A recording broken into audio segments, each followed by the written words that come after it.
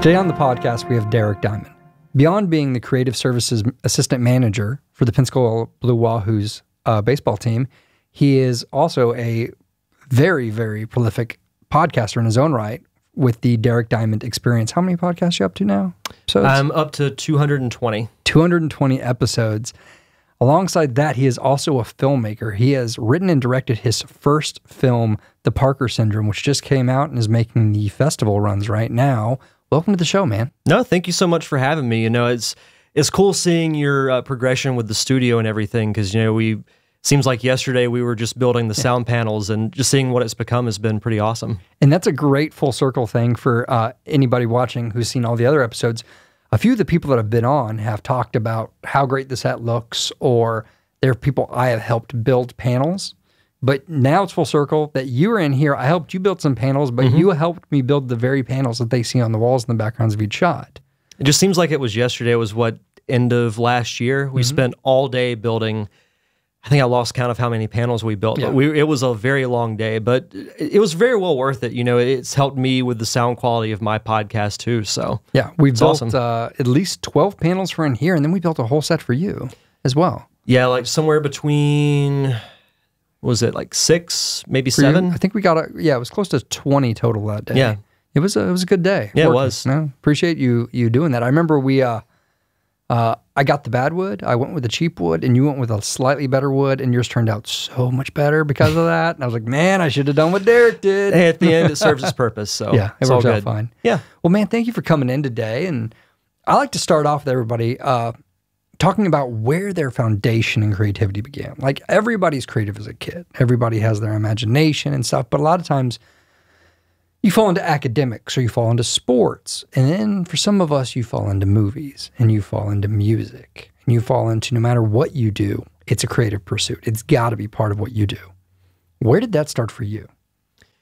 So I remember as far back as a kid, you know, being introduced to movies. I remember being at my uncle's house watching the original cut of the original Star Wars trilogy, not the special editions, because this was before those came out, watching those repeatedly as a kid and just falling in love with that universe. And I can remember when I was in elementary school, you know, I would draw little comic strips on my assignments, and then I would sometimes get in trouble for it, but for the most part, you know, my teachers would kind of get a kick out of it. And then I would write, you know, stories based on different universes that I liked, like Star Wars and Pokemon and other things. So as a kid, between that and video games, that's kind of how I spent a lot of my time as a kid. And you know, we've had talks, so I know filmmaking was kind of always your first love. That's always something you wanted to do, and you've kind of gotten there with the Parker Syndrome, which I really want to spend kind of the second half talking about. But before we get there, you fell into podcasting. In fact, when I wanted to start my own podcast, you were one of the people I talked to a lot about it, about, you know, what your format was, why you chose to do things the way you do. And like we said, you've been very prolific with 220 episodes now. Where was the start to that? So it dates all the way back to 2013 is when I started podcasting. But before that, going back to 2005, before podcasting was even really a term, it was just, you know, webcasts or online radio shows is what they used to be called. So growing up, I was also a huge pro wrestling fan. And I discovered this podcast almost by accident.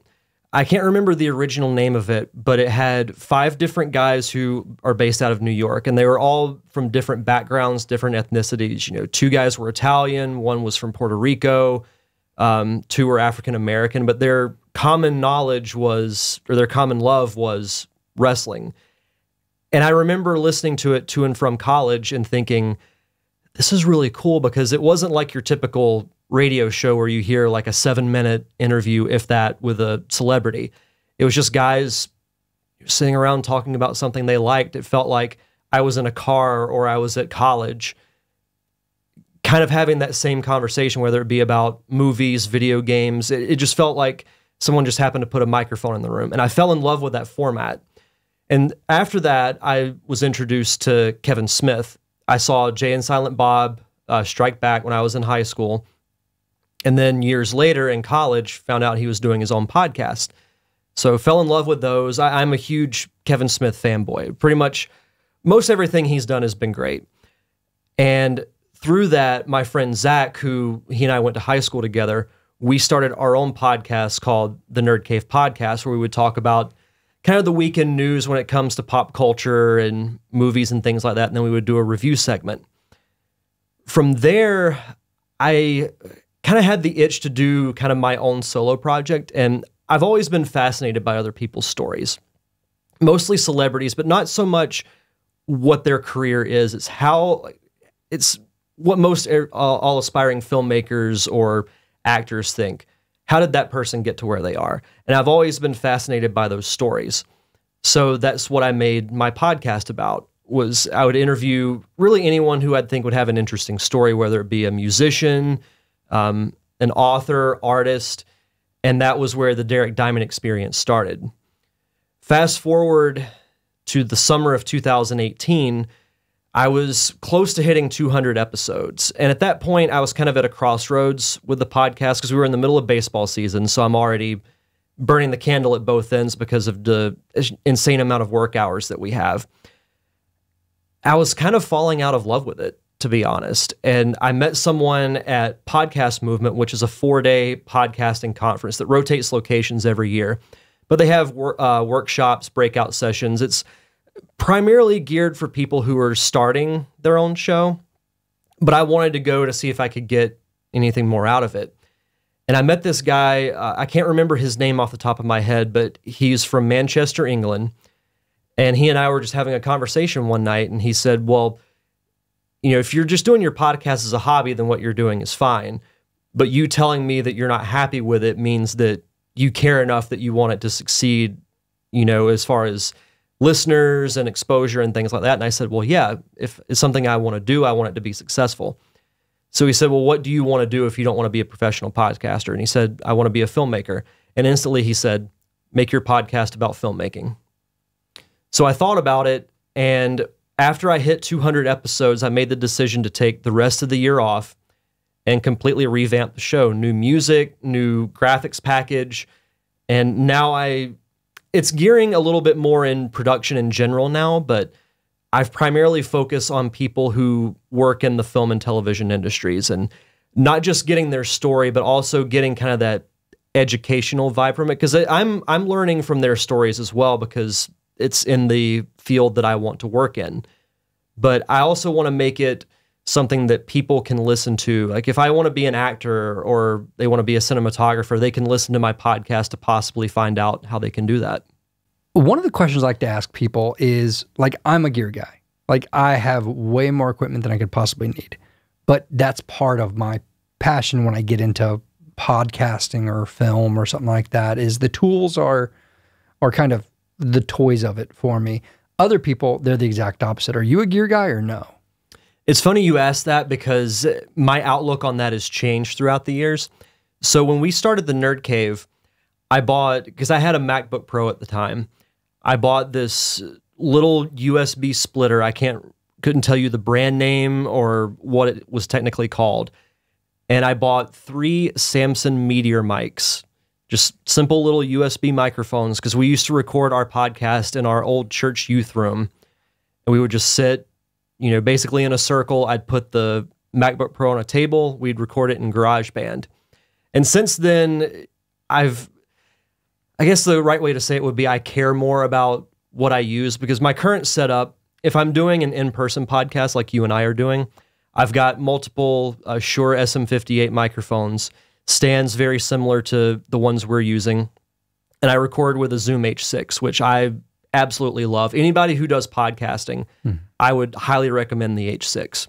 And when I do phone interviews, this is something I actually recently discovered, because I used to record through Skype or through third-party recording software, which for the most part is reliable, but I have lost a couple of interviews and had to redo them due to, you know, crashes or file corruption and things like that. I have this little $10 adapter called an iRig.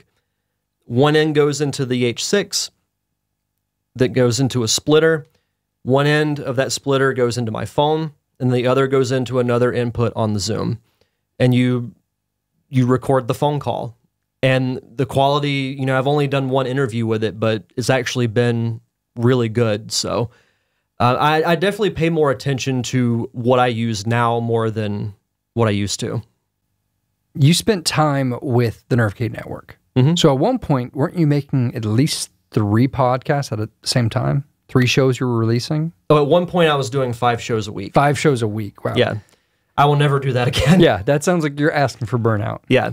Because I would do my show, I would do the Nerd Cave podcast, I would do a wrestling show, I would do a fantasy football show, and a comic book show. So that was my week, was doing podcasting. And honestly, I got burnt out on it to the point where I didn't want to do podcasting anymore. And then, I left the Nerd Cave around the time we hit 200 episodes. I don't remember the exact date of that, but I took it strictly to doing just my show. And I also do a show with my friend Jason Robbins called Nerd Cave Retro. We're both huge fans of old school video games. He primarily grew up in the 80s. I grew up in the 90s. So we review old Nintendo and Super Nintendo games and do like this month in gaming history and things like that. And that's a lot of fun because video games for me as a kid were hugely important because that's how I spent a lot of my time.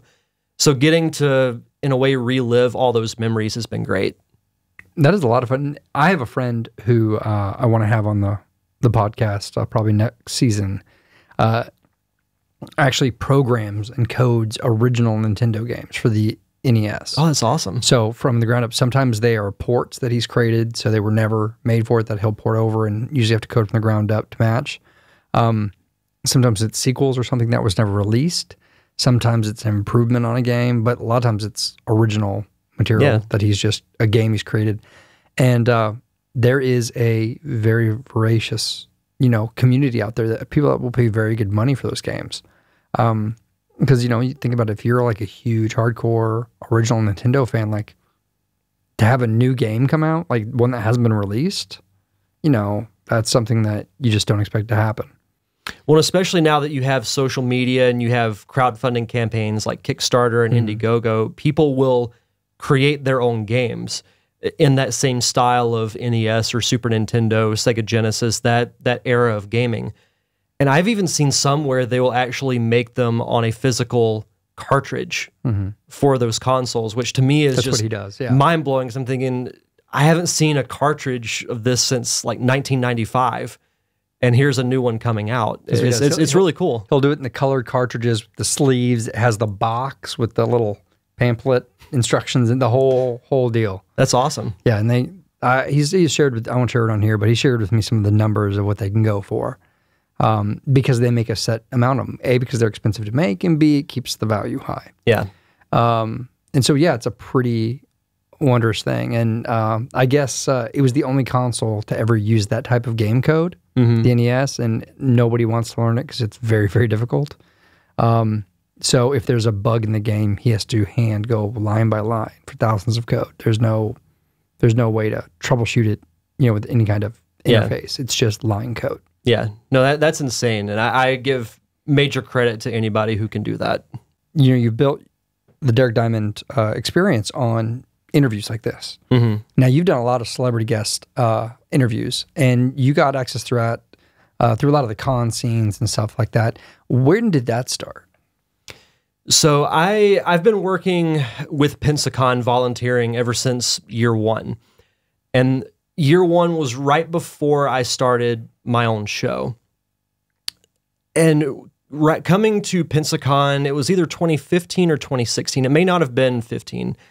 It's a while back, so I can't 100% remember. But I just had the idea of I can use Pensacon as a pull to get certain people on my show that may not have done it otherwise because they're promoting something that they're doing. Like I'm giving them a reason to come on my show to promote something. And me being based out of Pensacola, has that kind of local connection. So it was simply just, subscribing to IMDb Pro. I would find whoever, like, for example, I'll use Jim Cummings, who's a famous voice actor from the 90s. Wonderful guy. Yep.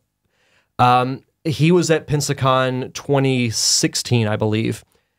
I found his agent's contact info on IMDb Pro and just sent them a quick email saying, hey, my name's Derek Diamond. I host a podcast based out of Pensacola. I'd love to have Jim Cummings on to promote his appearance at Pensacon.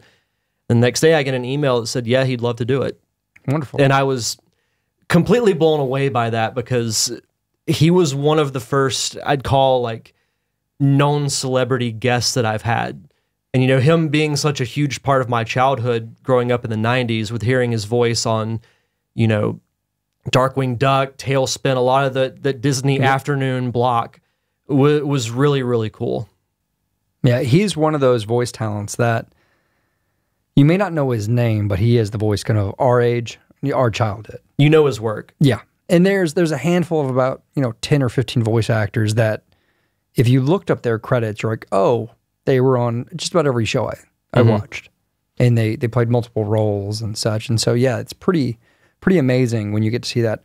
I worked with Pensacon, for the first 4 years as well, built up their photography side. And so, we worked together on the media side of things.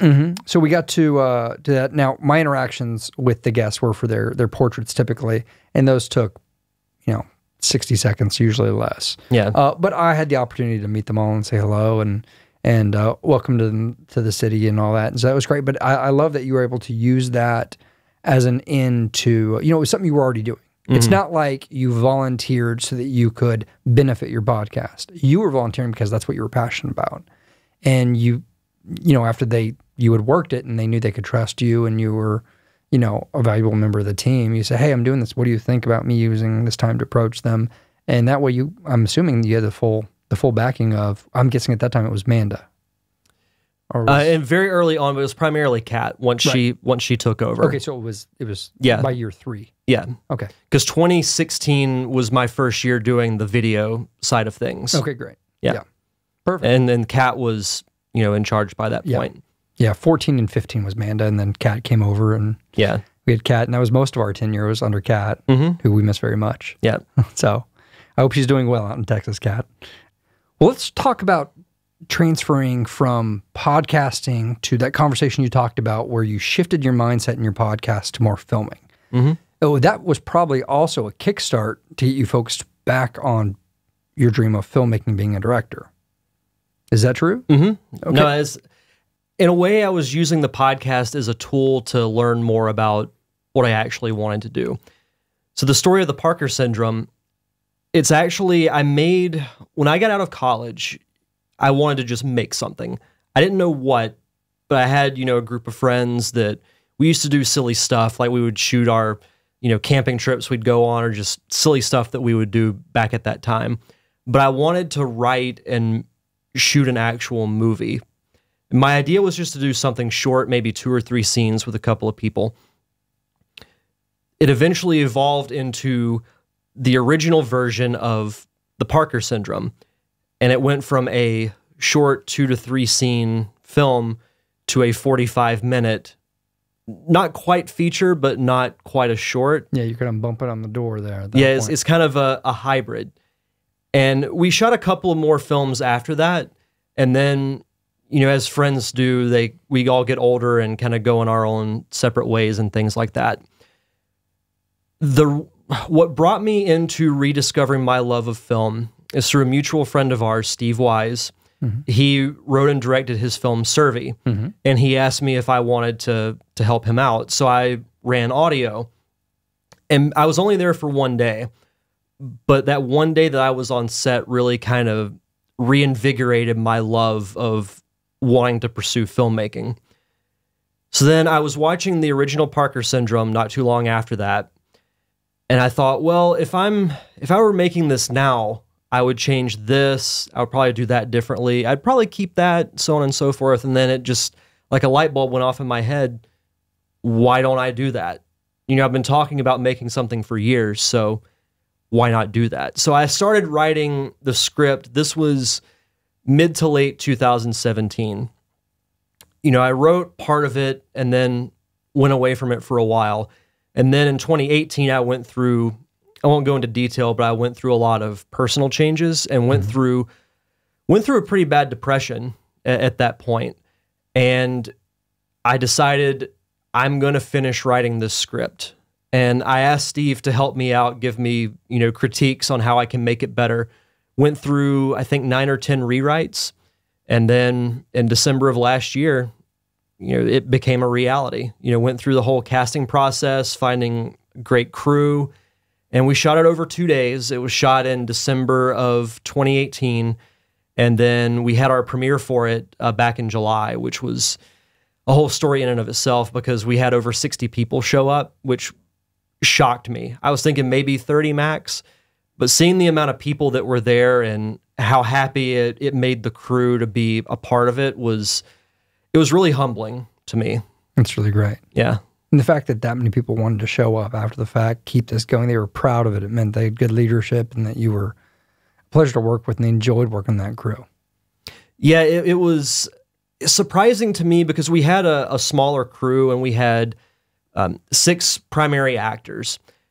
Everyone just meshed together really well. And I've heard stories in the past of how, when you're on set for a couple of days or even a little bit longer, that you almost become family or good friends with those people because you're spending so much time together that you almost can't help but get to know them, at least to some extent. Mm-hmm. And that's exactly what happened, on the Parker Syndrome. And I credit everyone, but the 2 people that I have to give the most credit to are Steve Wise, who was my assistant director, and I also call him a co-producer because he helped me out with the logistics of everything. And then Kevin Almodovar, who's, such a wealth of information and is so good at what he does.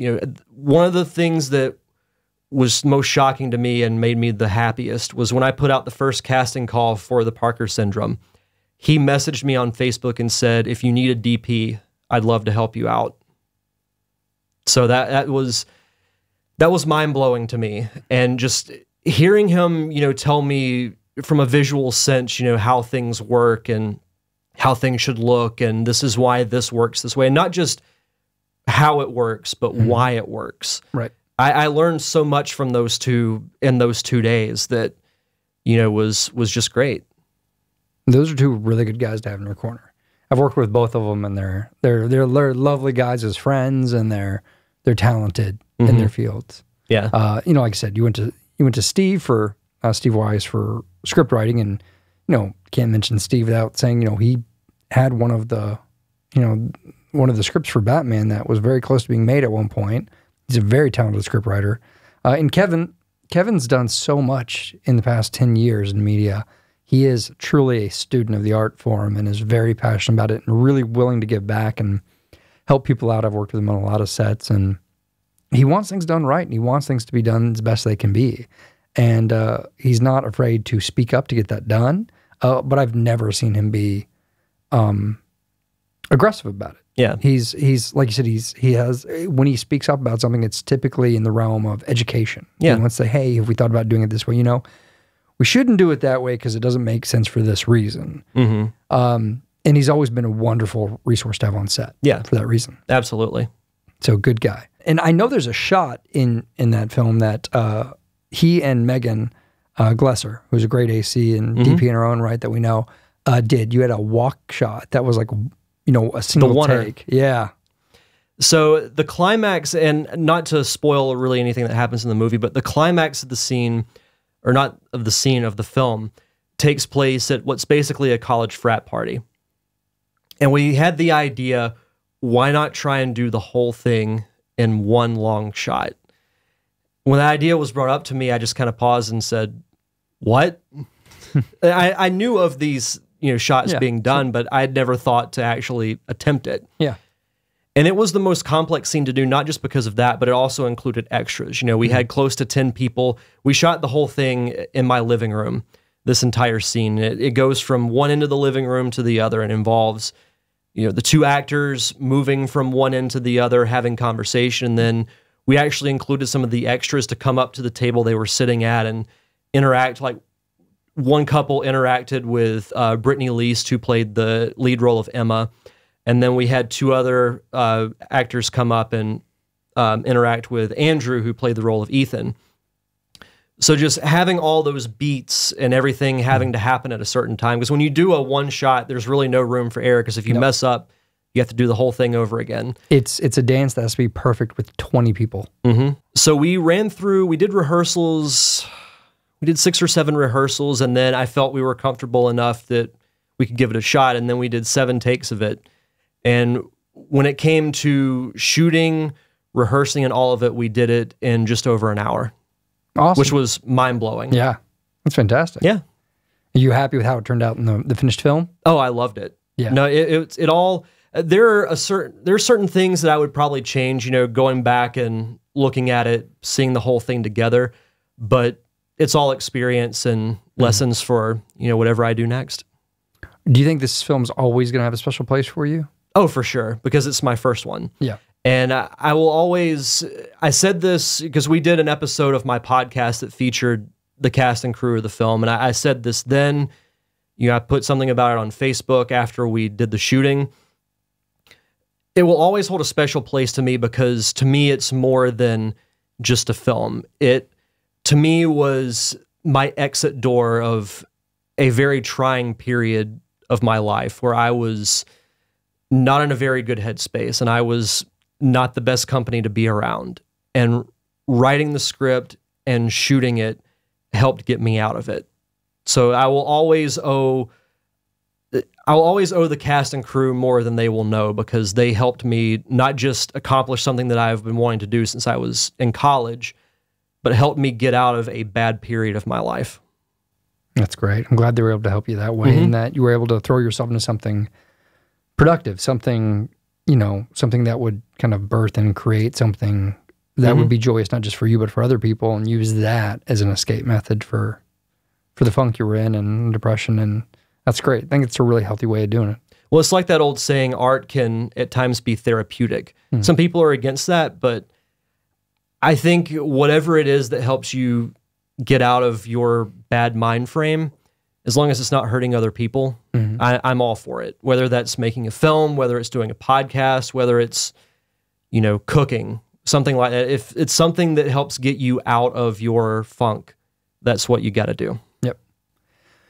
There's my friend who was just on the podcast knows someone who's a powerlifter, and that powerlifter was talking about when he approaches the bar and he's lifting, 600 pounds, it's all anger, it's rage. He lifts with rage. And he thinks of every horrible thing that's ever happened in his life, and he puts that on the bar. And in my mind, I initially think, that doesn't seem healthy.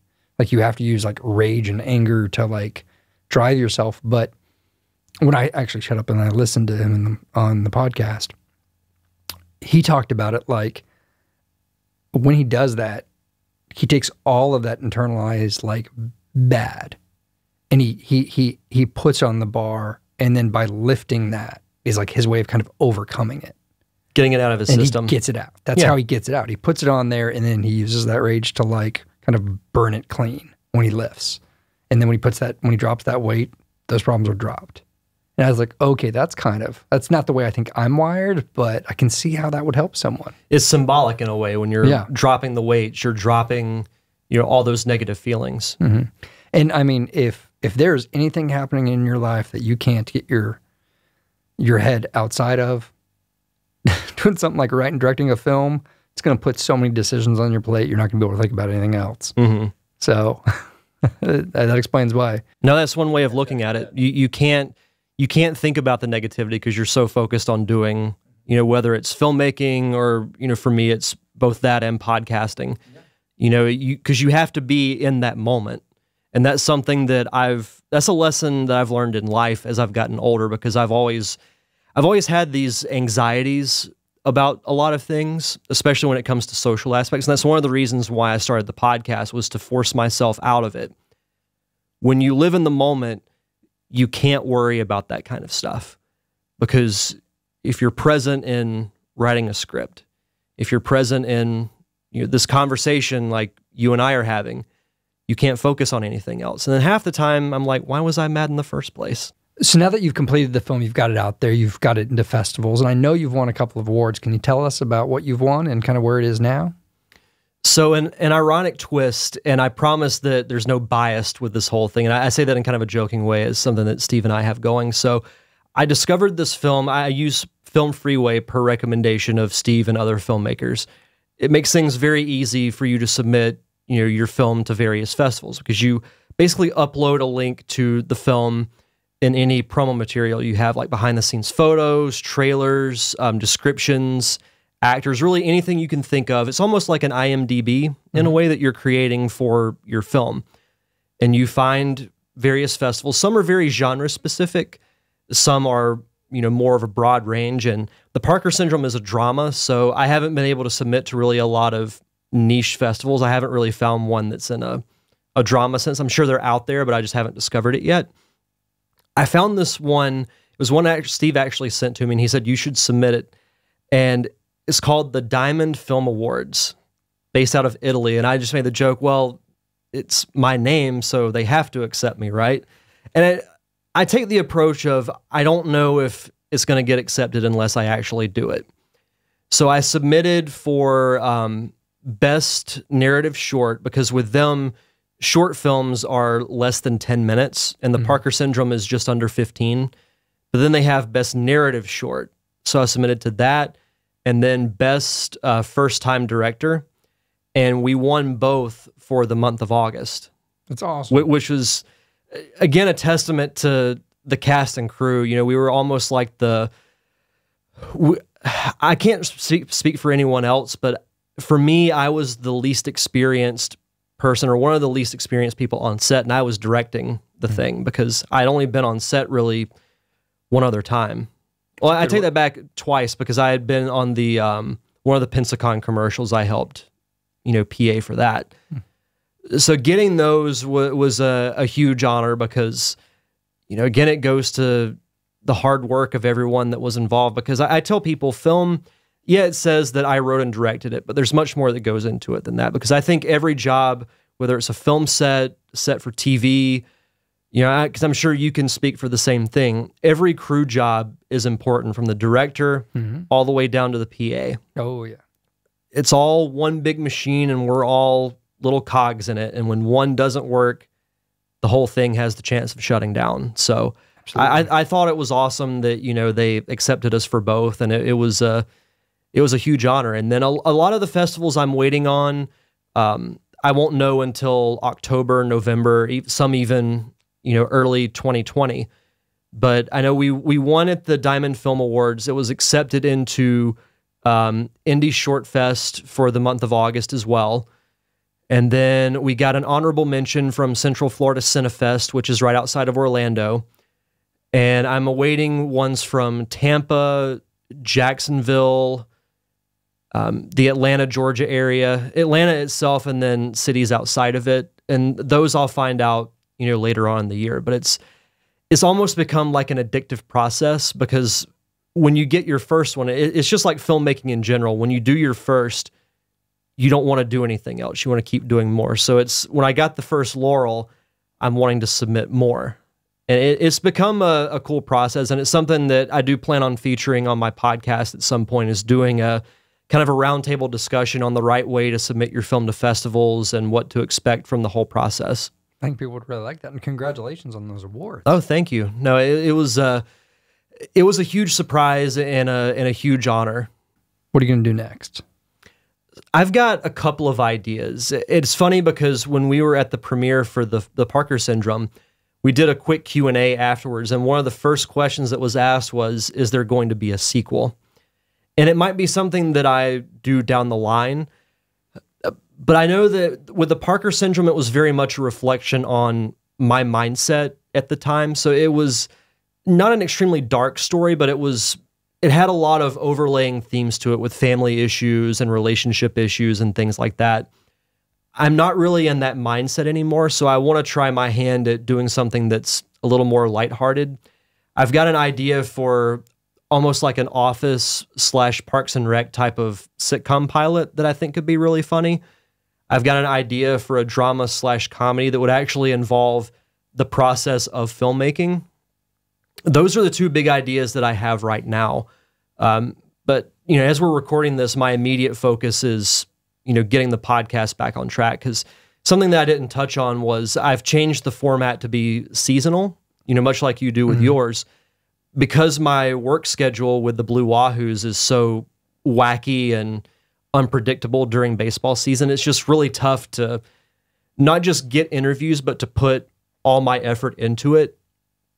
So I made the decision that while baseball is going on, I'm not going to do my show. And now that baseball is over for the season, I can start back. And, I've got a couple of great interviews in the can that I can't wait for people to hear. I've got plenty of others in the works. And I know I want to focus a little bit more on local personalities like yourself, groups like Vivid Bridge Studios and Calliope Films, and even the Emerald Coast Filmmaker Group. I'd love to use my podcast as a platform for them to carry their story and their message and tell everyone what they do and kind of get a behind the scenes look of how they are. Because a lot of people know, we'll use Vivid Bridge as an example. They know Vivid Bridge, the company, but I'd like for people to get to know Vivid Bridge, the people.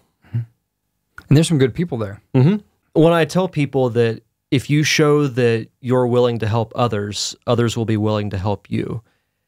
So if for example, when I worked on Survey, I think it showed, I don't want to say that this is a for sure thing, but I like to think that it showed guys like Kevin and others that, hey, he's willing to help out other people.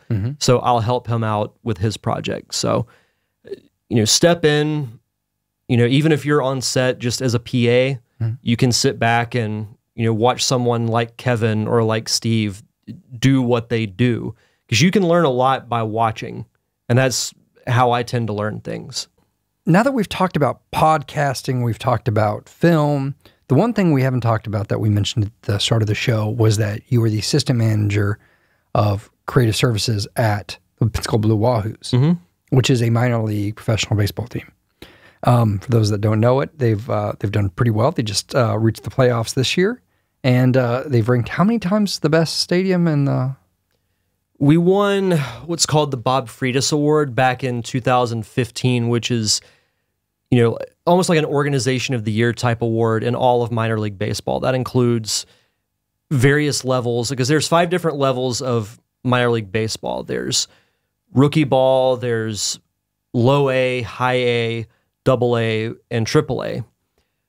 And we've been recognized, a lot, especially for our community service awards. We've won Community Service Award of the Year, I think 3 years in a row when it comes to the Southern League. But as far as my start with the Blue Wahoos, it was something that almost happened by accident. Because, I grew up watching baseball. My parents, my whole family and I would go to watch Atlanta Braves games back when I was a kid, back when Turner Field first opened. And I knew of the Blue Wahoos from their first season back in 2012. And I remember going to a game as a fan.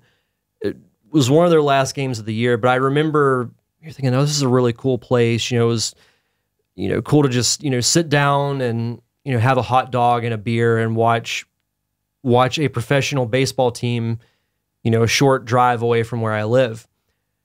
Fast forward to early 2013, and my... one of my good friends, his wife, had messaged me saying, hey, the Blue Wahoos are looking for production positions. You should apply. So I did, got the job, and I worked that summer as a camera operator. Basically just standing in a dugout pit or using our wireless camera to shoot the game.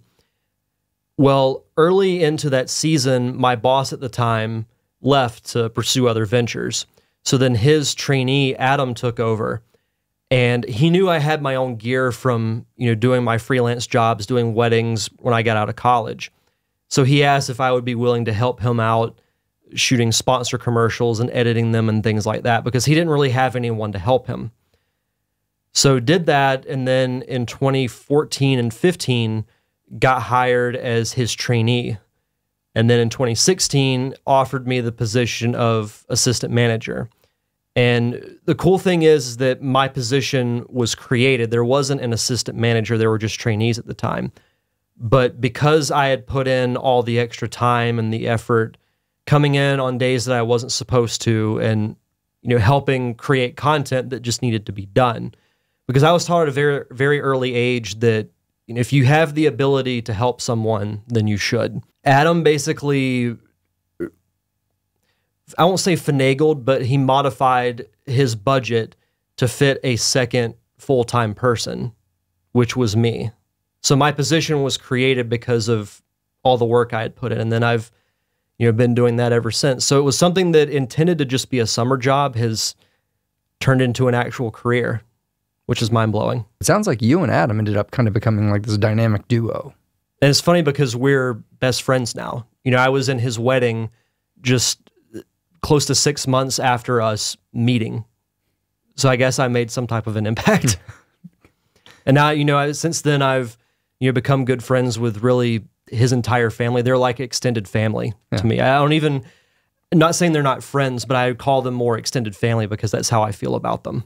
And since then I've met, you know, other friends of his, and we have our, you know, cool inner circle that, you know, we spend a lot of time together and everything. So no, it's been great. That's awesome, man. Glad to hear it. Yeah. And through doing stuff with the Blue Wahoos has helped me from a technical side, which then folds over into my outside ventures, because I knew next to nothing about Photoshop before I started working with the Blue Wahoos. Like, I took computer graphics classes in college, but I learned so much more through the Blue Wahoos with Photoshop and After Effects, really the whole Adobe suite, by working there. And through that, I was able to, you know, create the poster for the Parker Syndrome, graphics for my podcast, editing the Parker Syndrome itself. You know, a lot of those skills I improved on and even learned through my time with the Blue Wahoos. That's great, man. I love hearing stuff like that people's jobs become something that feed their passions. Mm-hmm. What is a tip that you would give someone, especially now as a first-time director or as a podcaster? I mean, we could do a series of tips with you with all the stuff you've done. So let's do a couple of things. Let's say if someone is a podcaster or wants to start a podcast, what would you tell them? Because you're episode 9, buddy. I got hopefully a lot more episodes in me. How do I get from 9 to 220? Well, if you work in any creative field, you have to be a little bit insane, because I've put a lot of hours in all the different things that I've done. When it comes to podcasting, if you're starting out for the first time, having the idea is half the battle. Because I have met so many people who say, oh, I would love to do a podcast. And I say, well, what would it be about? I don't know. Like, that's the concept of what you do is your foundation.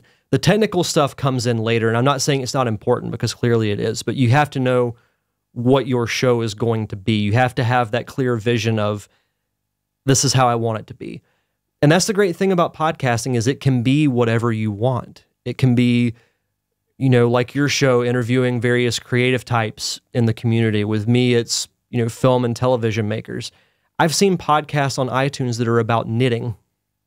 And it's crazy to think about, but it had quite a few episodes. And if you're that passionate about something, then all you need is really a microphone and a laptop. And for first-time starters, start within your means. You know, I started with a laptop and a USB microphone. And then from there, start saving up, and you can gradually move into, you know, a more sophisticated setup. Would be my advice. I think that's a great piece of advice. And I know for someone starting a podcast, and people look at what I'm doing here, it looks like I probably haven't lived up to that. But I actually had all of this equipment before I started the podcast. That was one of the reasons I knew I was going to go straight for a 3-camera video podcast, was because of my actual work and what I do, I have a lot of equipment, and I also have a studio space. And so there was no bar holding me back from creating a 3-camera podcast with professional audio and lighting and sitting out there. I had nothing to hold me back. Yeah. I just had to get it to that 80% where I could sign off on it and be okay, and not try and nitpick it to death and get it out the door. So yeah, I agree with you, just with whatever you have.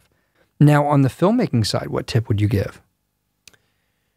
Well, it depends on what you want to do. If you want to be a director or a writer, if you want to be a writer, then the easy answer is write. When you have an idea, format it, you know, write anything down, because if you don't, chances are, if you're like me, you'll forget it. I can't tell you how many ideas I've come up with that I think, oh, I wish I would have wrote that down, because I can't remember it. So just actually writing the story is the first thing. Getting that first draft done. You'll make changes to it. You may toss 9/10 of what you write out the door. but getting that first draft done is the important thing. The other thing is surround yourself with people who can help you. If you're inexperienced, find someone who is experienced in what you want to do. Pick their brain, ask questions, almost take them on in like a mentor role.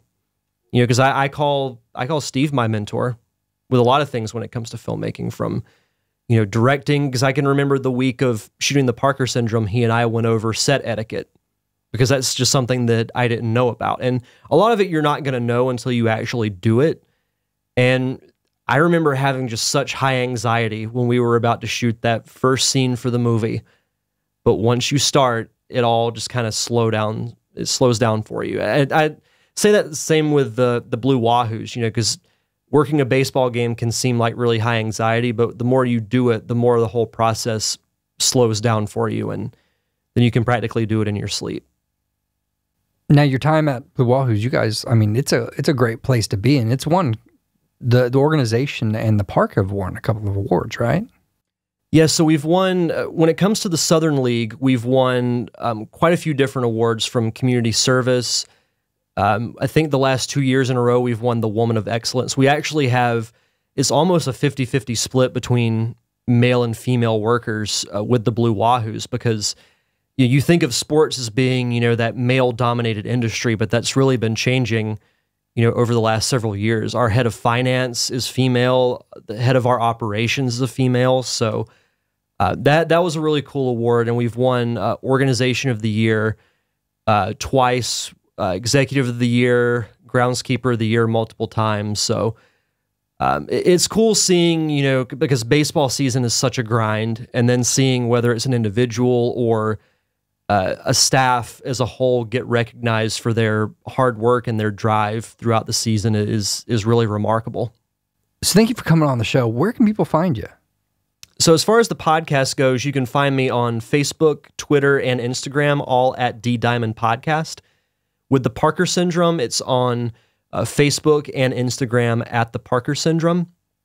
With the podcast, The Derek Diamond Experience, the season premiere, as we're recording this, will be on Thursday, September 5th. New episodes drop every Thursday on iTunes and Spotify. And the Parker Syndrome, as I said, is currently making its festival run. The trailer's available to watch on the Facebook page, so you can check that out. Any news you can find with awards, festival recognition will all be primarily under the Facebook and Instagram page at the Parker Syndrome. Awesome, dude. Again, thanks for coming in. No, thank you for having me.